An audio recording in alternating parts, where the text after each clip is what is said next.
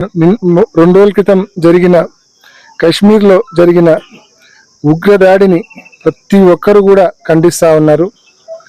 ముఖ్యంగా అత్యంత హృదయ విదారకమైన పరిస్థితి. ఆ ఫోటోలు ఆ వీడియోలు చూసినప్పుడు ఎంత కిరాతకంగా వాళ్ళు అక్కడికి వెళ్ళిన టూరిస్టులను హతమార్చారనేది చూసినప్పుడు ప్రతి ఒక్కరిలో కూడా ఒక తెలియని ఉద్వేగం వస్తున్న పరిస్థితి. నిజంగా ఇటువంటి గత కొన్ని సంవత్సరాలుగా పీస్ఫుల్గా ఉన్న మన కంట్రీలో ఇటువంటి ఉదంతం మళ్ళీ జరగడం అనేది అత్యంత దురదృష్టము. ఈ ఉగ్రవాదులు ఎవరైనా సరే తప్పకుండా ఇప్పటికే కేంద్ర ప్రభుత్వం సీరియస్గా రెస్పాండ్ అవుతూ ఉంది, రెస్పాండ్ కావాల్సిన పద్ధతిలో అవుతూ ఉంది. తప్పకుండా టిట్ ఫర్ టాట్ జరిగిన దానికి మళ్ళీ ప్రతిస్పందన అత్యంత బలంగా భయపడే విధంగా ఉండాలని చెప్పి కేంద్ర ప్రభుత్వాన్ని అందరం కూడా కోరుకుంటా ఉన్నాం.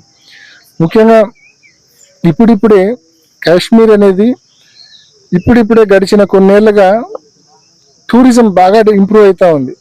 ఈ మధ్యకాలంలో చాలా మంది అబ్రాడ్ పోవడంలా ఎక్కువ కాశ్మీర్ పోతున్నారు. కాశ్మీర్ని ఒక రకంగా మినీ స్విట్జర్లాండ్గా చూస్తూ ఉన్న పరిస్థితి. అంటే అంత అద్భుతమైన సీనిక్ ప్లేస్ కాశ్మీర్. విపరీతంగా టూరిస్టులు ఈ మధ్యకాలంలో మన దేశంలో ఉండేవాళ్ళు, బయట దేశాల్లో ఉండేవాళ్ళు కూడా కాశ్మీర్కి వస్తూ ఉన్నారు. ఇటువంటి పరిస్థితుల్లో అన్ని రకాలుగా టూరిజం అక్కడ డెవలప్ అవుతున్న పరిస్థితుల్లో ఈ దాడి ఏదైతే జరిగిందో ఈ దాడి వలన నిజంగా టూరిజం కూడా పూర్తి స్థాయిలో ఎఫెక్ట్ అయ్యే పరిస్థితి.